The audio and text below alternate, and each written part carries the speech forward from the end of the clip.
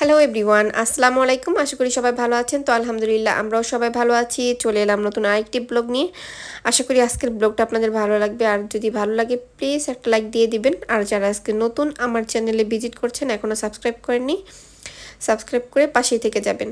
তো এখানে দেখতেই পারতেছেন আমি হচ্ছে মাটির যে প্লেটগুলো আনিয়েছি, তো সেইগুলা হচ্ছে আমি আজকে প্রসেসিং করে দেখাবো, আপনাদের সাথে শেয়ার করবো আর কি, যে এইগুলো আমি কিভাবে ব্যবহার করলাম ফার্স্ট টাইম।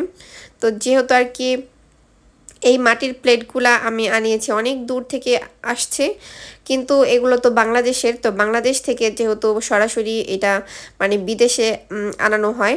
আর এই মাটির প্লেটে কিন্তু অনেক মানে স্ট্রং একটা ফ্লেভার থাকে, এটার যে মাটির গন্ধটা থাকে, তো সেটা অবশ্য দূর করার জন্যই হচ্ছে আজকের এই ভিডিওটা, যে আমি কিভাবে এই মাটির প্লেট থেকে মাটির গন্ধটাকে দূর করলাম আর কি।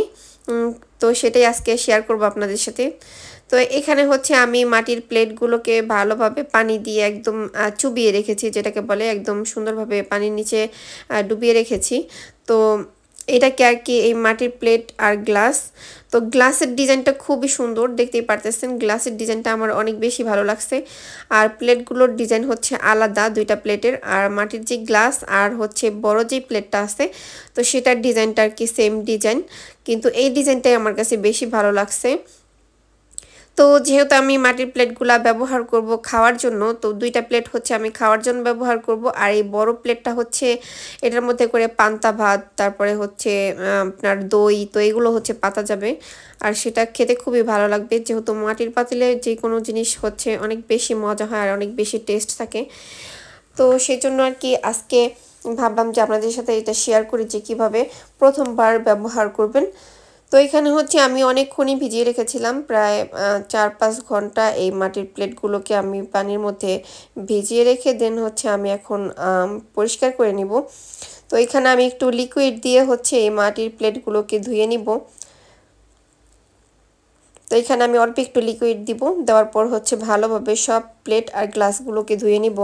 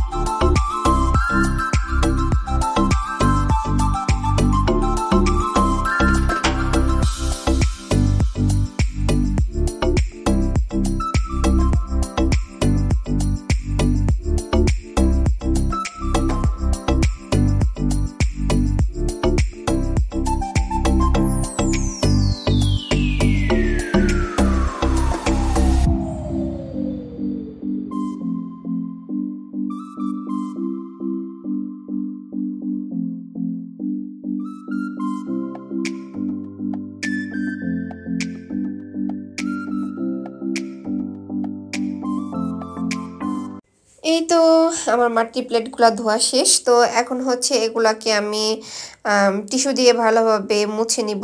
তো যেহেতু অনেক সময় লাগবে শুকাতে, তো আমি ভাবলাম যে যেহেতু এখনই খাবো এই প্লেটে ভাত, তো সেই জন্য আর কি আমি একটু টিস্যু দিয়ে ভালোভাবে মুছে তারপর হচ্ছে আমি একটু করব, যে ঘি আছে, আমি যে বাংলাদেশ থেকে যে ঘিটা আনিয়েছিলাম হাতে বানানো, তো সেই ঘিটার ফ্লেভারটা খুবই ভালো, আর এটা খুবই ভালো একটা ঘি যেহেতু হাতে বানানো। তো সেই জন্য আর কি ভাবলাম যে এটা দিয়ে একটু করি, মানে প্লেটের ওপরে নিচে আর কি ঘিটা লাগিয়ে দিই।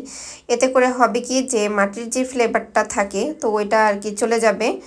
তো এই ঘিয়ের যে একটা ফ্লেভার আছে এটাই আর কি আসবে। তো সেই জন্য ভাবলাম যে এটাকে দিয়েই হচ্ছে প্লেটটা আমি একটু করি, মুছে দিই। তো সেই জন্য আর কি সেটাই করলাম। তো এখন হচ্ছে আনাসের বাবাকে আমি খেতে দিব এই প্লেটের মধ্যে। তো সেই জন্য এখন আমি আজকে যা যা রান্না করেছিলাম খাওয়ার জন্য, তো সেগুলো দিয়েই হচ্ছে আজকে প্লেটটা আমি সাজাবো।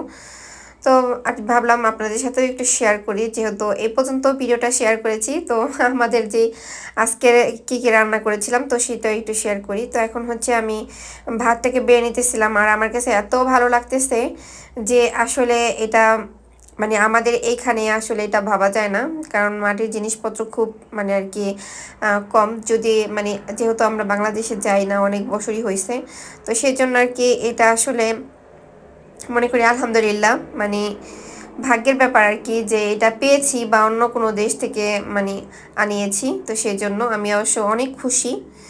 তো এই ছিল আজকের ব্লগ, আশা করি আজকের ব্লগটা ভালো লাগছে। তো সবাই ভালো থাকবেন আর আমাদের জন্য দোয়া করবেন, আর যে যেখান থেকে আজকের ভিডিওটা দেখেছেন সবাইকে অসংখ্য ধন্যবাদ।